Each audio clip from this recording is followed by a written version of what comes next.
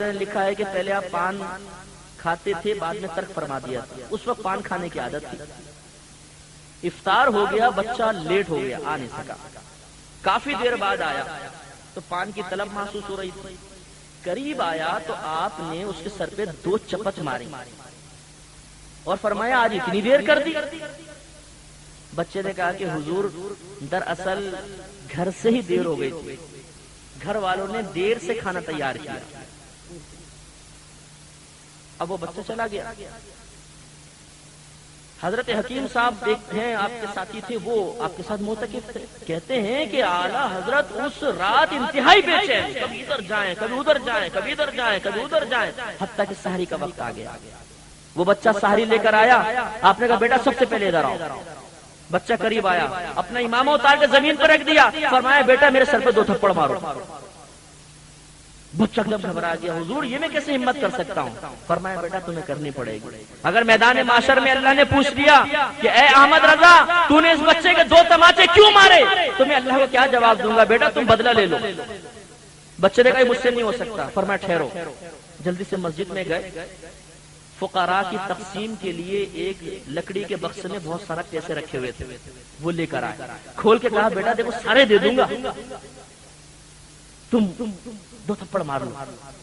اس نے کہا نہیں جی میں کچھ نہیں کر سکتا ہوں، میں نے آپ کو معاف کیا. فرمایا تم نابالغ کو بیٹا معاف کرنے کا تو حق ہی نہیں ہے، مارنے ہی پڑیں گے. اس نے کہا میں نہیں کر سکتا. آپ نے فرمایا تم نہیں کر سکتے تو بیٹا ہم کریں گے. اس کا ہاتھ لیا اور 2 اپنے سر پہ چپت لگائی، وہ بھی سارا بکسا بھی اسی کو دے دیا.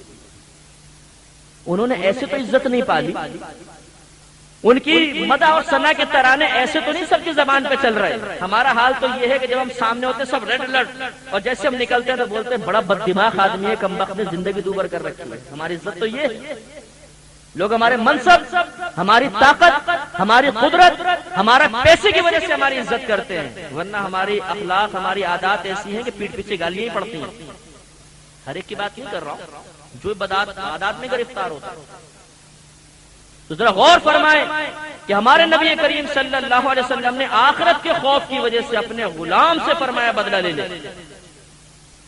کوئی شوہر ایسا پیدا ہوا ہے کہ جو اپنی زوجہ سے کہے کہ میں نے تم پہ ظلم و ستم کیا تھا، فلاں وقت مارا تھا، اب مجھے سمجھ میں آ گیا ظلم تھا، لو جوتی اٹھاؤ، میں نے جوتی ماری تم بھی مجھے جوتی مارو.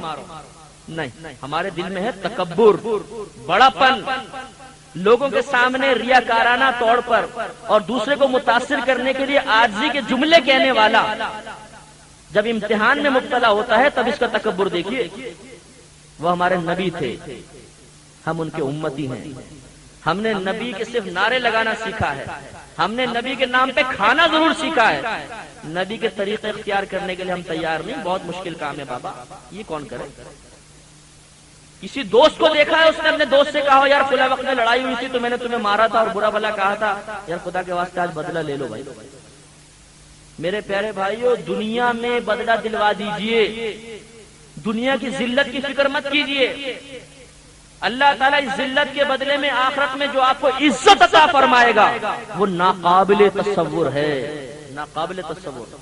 اور اگر آپ نے سوچا نانا چلو ٹھیک ہے مانتا تو غلطیوں کے لیکن معافی نہیں مانگ سکتا، یہ ہے دل کا تکبر.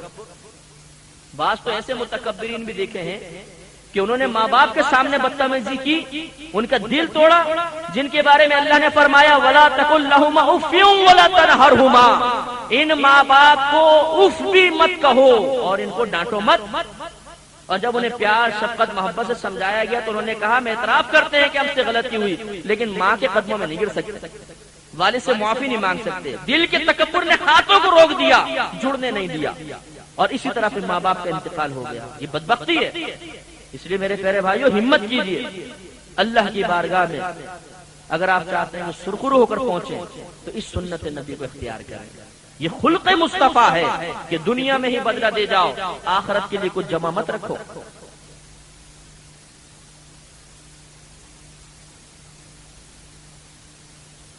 ایک مرتبہ حضرت علی رضی اللہ تعالیٰ عنہ اس کے راوی ہیں، فرماتے ہیں کہ نبی کریم کہیں جا رہے تھے کہ یہودی سامنے سے آ گیا، بڑا مالدار تھا. کہنے لگا اے محمد آپ نے مجھ سے قرضہ لیا تھا، میرا قرضہ واپس کرو. نبی کریم صلی اللہ علیہ وسلم نے وہ قرضہ ایک مخصوص مدت تک کے لیے لیا تھا. اور تھا بھی وہ ذمی کافر۔ حکومت اسلامیہ میں اگر کوئی کافر تحفظ کے لیے ٹیکس دے، جس کو جزیہ کہتے ہیں، تو اس کافر کو کہتے ہیں ذمی کافر، اور پھر حاکم اسلام کے لیے لازم ہوتا ہے کہ وہ اس کی حفاظت کرے گا۔ وہ یہودی ذمی کافر تھا، کہنے لگا محمد میرے پیسے دیجئے۔ نبی کریم صلی اللہ علیہ وسلم نے فرمایا کہ ابھی تو بظاہر میرے پاس کچھ بھی نہیں جو تمہارا قرضہ دوں۔ کہنے لگا ایسا ہے تو یہاں سے جانے نہیں دوں گا۔ اب آج کوئی صاحب منصب ہوتا، پیچھے اتنا زبردست پروٹوکول، جان قربان کرنے والے صحابہ اشارہ فرماتے پہ جاؤ، ٹوٹ پڑو، مارو اس کو، ذرا سمجھاؤ۔ اس وقت حاکم اسلام جس کی پوری دنیا پر حکومت، جو اشارہ کر دے تو پہاڑ بھی چلنے لگ جائیں، جو اشارہ کر دے تو ہوائیں رک جائیں، جو اشارہ کر دے تو دو ٹکڑے کر دے، پکڑ لو اس کو۔ نہیں، سرکار نے فرمایا اچھا اگر تم ہمیں روکتے ہو تو ایسا ہی ہے، ہم یہ رکیں گے۔ ظہر وہیں پڑی، عصر وہیں پڑی، مغرب وہیں پڑی، عشاء وہیں پڑی، رات وہیں گزاری، اگلے دن کی فجر بھی وہیں پر ادا کی، 5 نمازیں۔ بڑی بات ہے، روڈ کے کنارے مصطفیٰ رات وہاں گزار رہے۔ جب صبح ہوئی تو وہ یہودی قریب آیا اور کلمہ پڑھ کے مسلمان ہو گیا۔ کہنے لگا یا رسول اللہ صلی اللہ علیہ وسلم، میں تو دراصل توریت کے اندر لکھی ہوئی وہ نشانیاں ظاہری طور پہ دیکھنا چاہتا تھا جو آپ کے اوصاف کے طور پہ درج ہیں۔ اس میں لکھا تھا کہ وہ نبی کسی کا حق نہیں دباتے، وہ عفو درگزر سے کام لیتے ہیں، بازاروں میں چیختے چلاتے نہیں۔ خدا کی قسم جیسی نشانیاں توریت میں پائیں ویسا میں نے آپ کو پایا۔ کلمہ پڑھ کے مسلمان ہو گیا۔ حضرت علی فرماتے ہیں کہ بہت زیادہ